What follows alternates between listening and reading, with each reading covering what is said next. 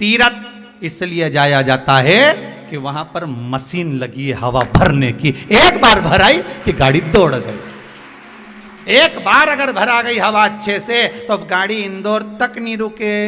इंदौर तो इंदौर, वापिस सीहोर आ जाओ, नहीं फिर इंदौर चले जाओ, 2-3 बार काम कर जाए। एक बार की हवा बस, एक बार अगर तुम अयोध्या चले गए, एक बार मथुरा चले गए, एक बार काशी चले गए, एक बार उज्जैनी चले गए, एक बार भगवान का दर्शन करने पहुंच गए, एक बार तुम परमात्मा की चौखट पर पहुंच गए, एक बार तुम भगवान के मंदिर पहुंच गए, एक बार तुम शंकर की चौखट पर पहुंच गए, एक बार यदि तुम भगवान की भक्ति में डूब गए, फिर तो भगवान जानता है कि कौन सी हवा भरता है कि गुब्बारा उड़ते ही जाए, उड़ते ही जाए, उड़ते ही जाए।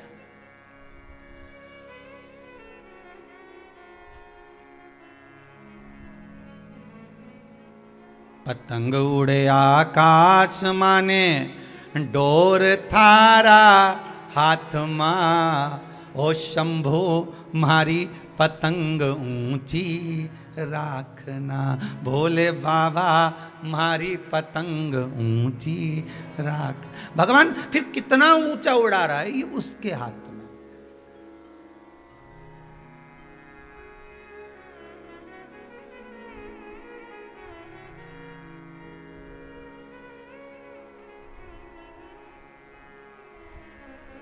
आज इंदौर से कोई एक बालक आया हुआ था, गया शायद, दिख नहीं रहा, तो वो कह रहा था, हमने पूछा कैसे आना हुआ, बस आना था, इधर से भोपाल जा रहा था तो यहाँ आया। अच्छा, नहीं किसी ने तो भेजा होगा, ऐसे तो तू आ ही नहीं सके, ये तो पक्का। हाँ, हमारी माता जी कह रही थी अगर तू भोपाल जा रहा है तो सीहोर पड़ेगा, उसके पहले 9 किलोमीटर पहले कुबेरेश्वर धाम पड़ेगा, भले अभी शंकर जी नहीं बैठे पर चलेगा। तो हमने कहा तुम्हारी माता जी ने भेजा? हाँ।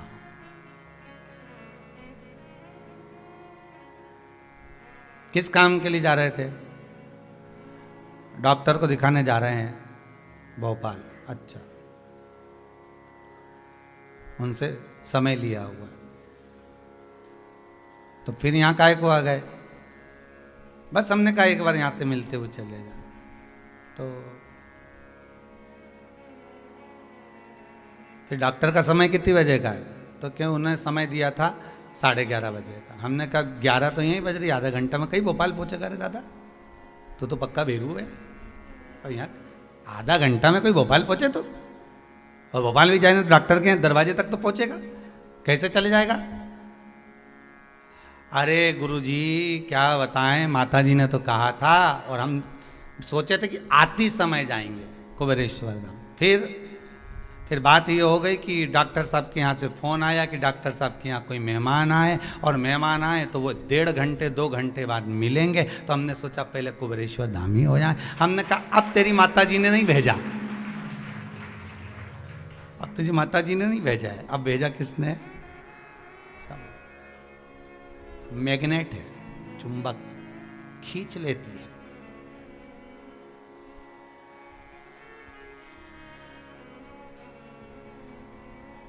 शिव वो मैग्नेट है, शंकर वो चुंबक है जो एक बार शिव महापुराण की कथा में रम गया, एक बार शंकर की कथा में अकेला लग गया, अकेला। उसने एक बार चुंबक से लगवा दिया, फिर ना जाने कितने लोग उससे लग गए, उससे चिपक एक बार। दुनिया क्या कहे हमें उससे मतलब नहीं होना चाहिए, बस इतना याद रखो कि मेरा देव अधिदेव महादेव कैसे रहे। दुनिया के लोग कहेंगे चंदन लगा लिया, दुनिया के लोग कहेंगे बताओ त्रिपुंड लगा लिया, दुनिया के लोग कहेंगे कहाँ अंधविश्वास में पड़े हो, कोई कथा भागवत सत्संग स्मरण से कुछ होता है क्या? क्यों नहीं होता?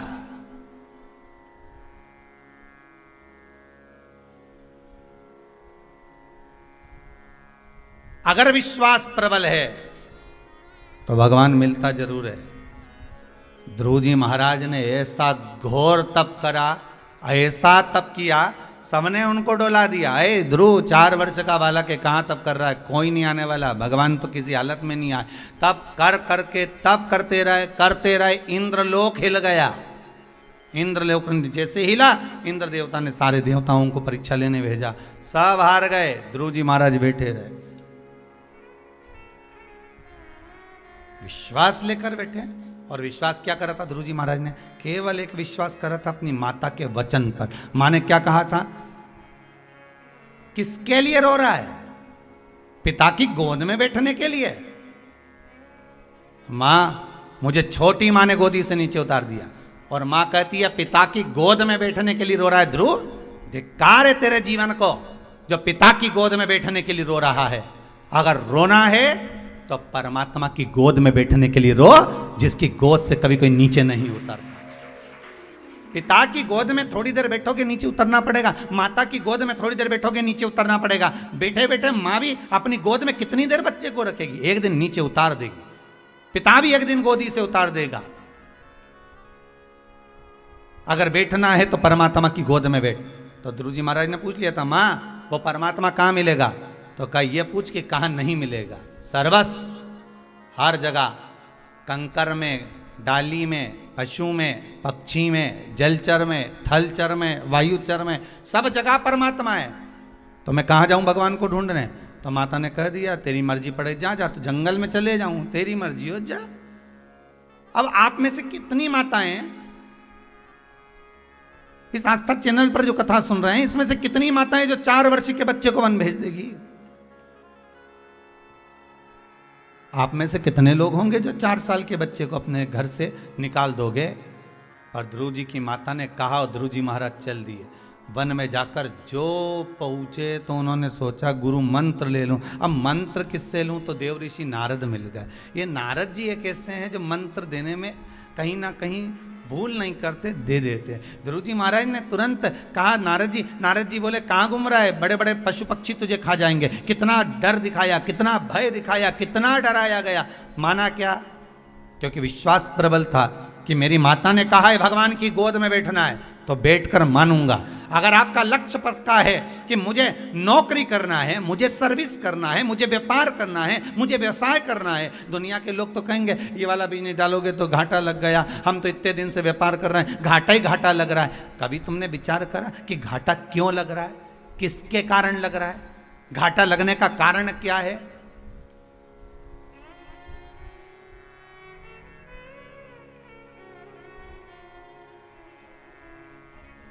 क्यों कर्जे में डूबते जा रहे हो? क्यों घाटे में जा रहे हो? घाटा लगने का कारण क्या है? कर्जा होने का कारण क्या होता है मालूम है आपको? कर्जा होने का कारण यह है अपनी शान सत्ता को, अपनी शोहरत को दुनिया तक ले जाकर दिखाना, अधिक खर्च करना, जोड़ना कम, कमाना कम और खर्च अधिक, कर्जे का कारण। कई लोग कहते हैं गुरुजी हमने तो हमारी बेटी की शादी करना थी इसलिए कर्जा हो गया। बेटी ने कहा था कर्जा करो?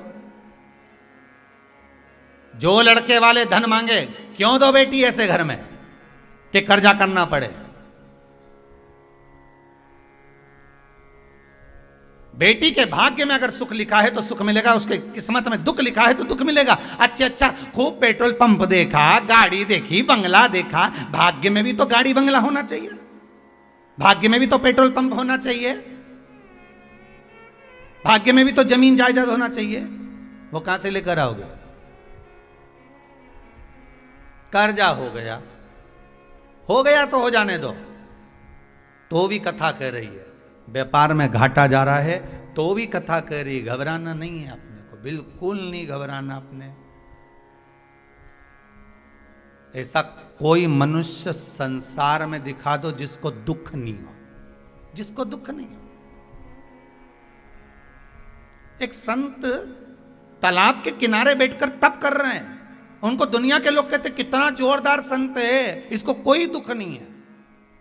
वो तप कर रहा था, वहीं पे एक बगुला आ गया मछली को पकड़ने के लिए। संत ने देख लिया, आंखें खोल के बगुला को भगा दिया। संत 2-1 साल बाद मर गए, प्राण छूट गए। ऊपर गए तो कहा इनको नरक में पटक दो। तो संत ने कहा हमने क्या बुरा काम करा, राम राम जपा, कृष्ण नाम जपा, भगवान का भजन किया, और तुम कह रहे हो कि नरक में भेजा? क्यों भेजा, किस लिए? तो कहा बगुला का व्रत था, 1 महीने से उसने भोजन नहीं किया था, उसका भोजन वहीं पर लिखा हुआ था, उसको वो मछली पकड़ना थी, खाना थी, पर तुमने भगा दिया, इसलिए तुम्हें नरक भोगना पड़ा। ठीक है।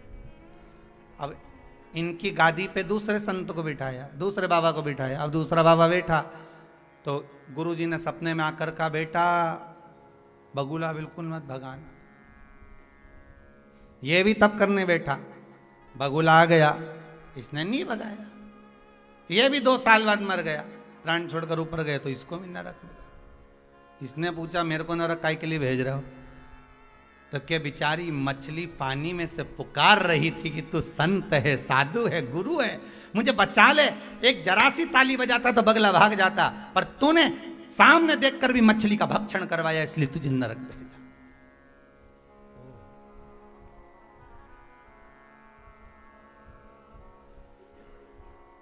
इसकी गादी पे तीसरे संत को बिठाया।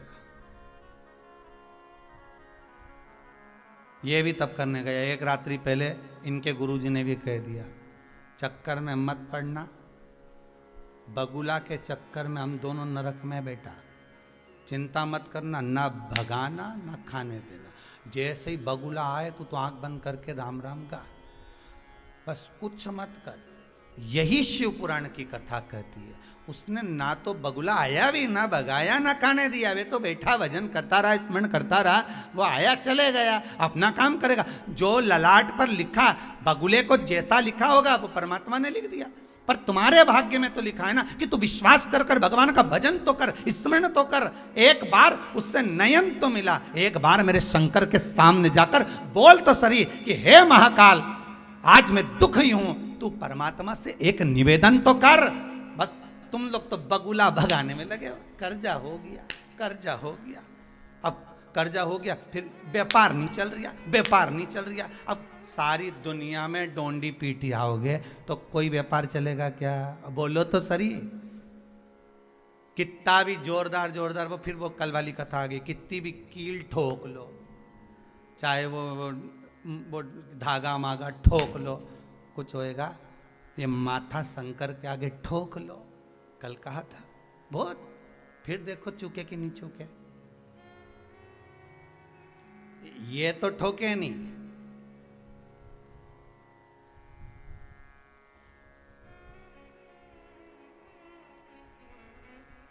हम तो बड़े दुखी हो गए गुरुजी, इतने दुखी कि मर जाए तो क्या करे।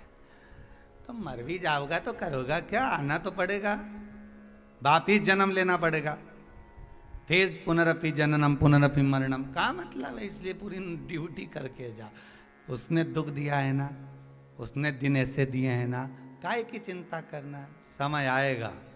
विश्वनाथ पर भरोसा रखना, श्री शिवाय नमस्तुभ्यम का जाप करना।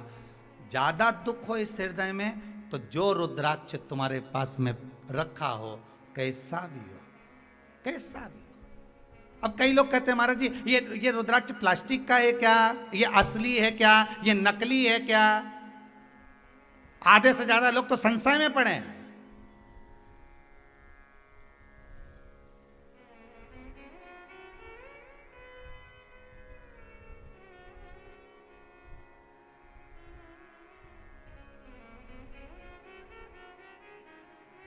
आधे से ज्यादा लोग संशय में पड़े हुए कि ये असली है क्या, ये नकली है क्या?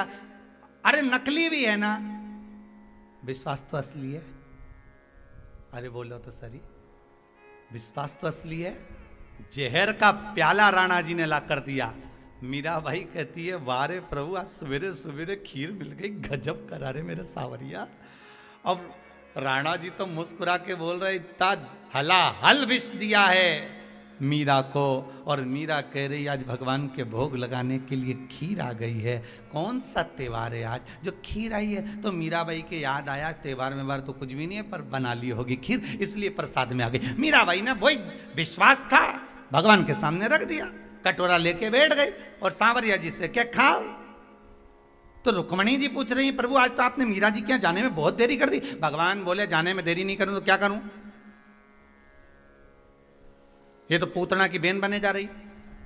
एक आई थी पूतना, तुरंत आई, विष पिलाना चालू कर दी, और ये आई तो खीर का कटोरा ले आई। बताओ अब क्या करूं। तो रुक्मणी जी बोली कि पूतना को भी तो आपने मातृत्व लोक दिया था, तो मीराबाई के लिए क्या कुछ नहीं कर सकते। भगवान कहने लगे बस अब चिंता मत कर। मीराबाई ने जो कटोरा भगवान के मुख से लगाया, भगवान छूते ही उसको अमृत कर दिया। ले अब पी ले तू। और मीरा ने पिया। विश्वास था जहर अमृत बन गया, कर्जा हो गया अमृत हो जाएगा। दुकान नहीं चल रही, व्यापार नहीं चल रहा, अरे करो तो सही। जो रुद्राक्ष है उसको 5 दिन 7 दिन घृत में गाय के घी में डाल के रख दो। उसको गौ माता के घी में डाल के तो रखो उस रुद्राक्ष को।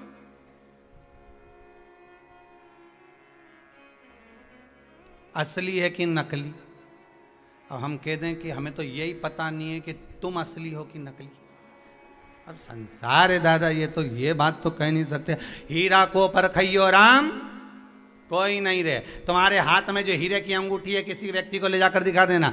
एक सुनार को दिखाओगे, हाँ है अच्छी तो है परंतु ये इतनी कीमत की। हाँ तुम कितना बता रहे हो, तो क्या हमारी कीमत मत पूछो, तुम तो ये बताओ कितना का पुखराज है। अब पुखराज ऐसा लग रहा है कि देखा दाखी करके बोले 5-1 हज़ार रुपये का तो होगा। अच्छा, फिर दूसरे जोहरी के लिए जाना, पुखराज कितने का, तो क्या 15,000 का। और जोरदार के पास जाना तो क्या ये 20,000 तक का है। कहीं का तो कह देगा नकली दिखे रे, कहीं असली पुखराज है।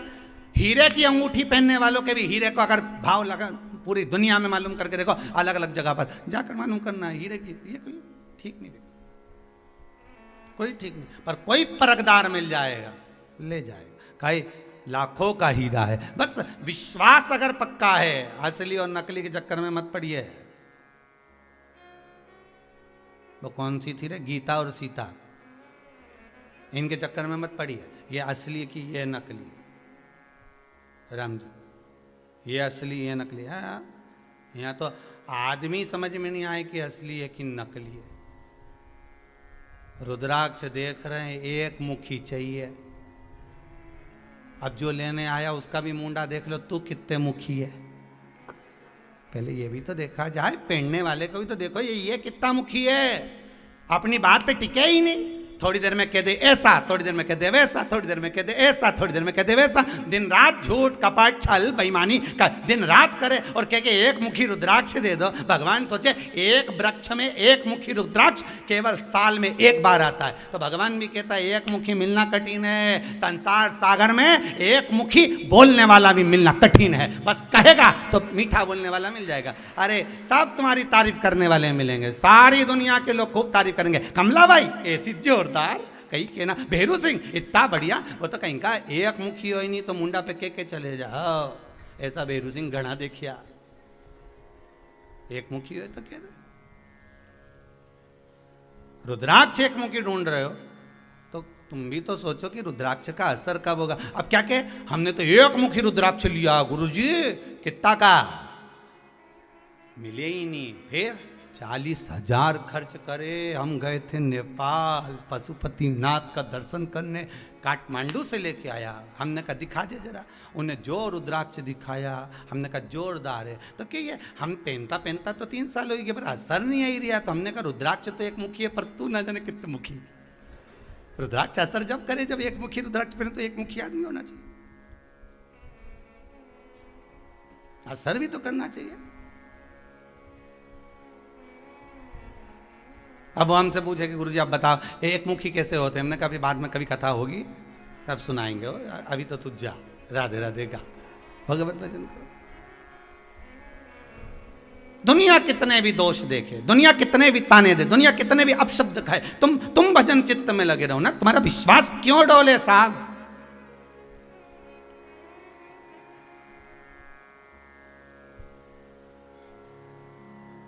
तुम्हारा भरोसा क्यों डोलना चाहिए, तुम्हारा विश्वास